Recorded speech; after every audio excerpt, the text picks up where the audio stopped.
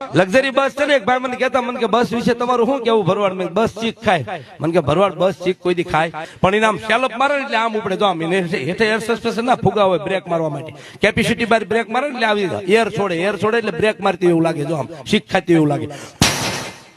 તમે ઘરે ઠેલા મૂકવા જાવ ને તમારા ફૂઈને બેન ને મૂકવા જાવ ત્યારે જોજો પછી આમ ઉપાડે ને તો આમ થાય જો આમ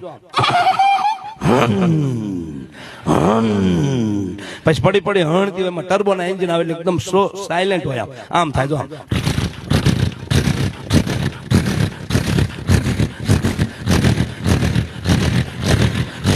પછી પેસેન્જર ગોઠવાઈ જાય પછી કંડક્ટર આમ થાપલી મારે જવા દે અને ઉપાડે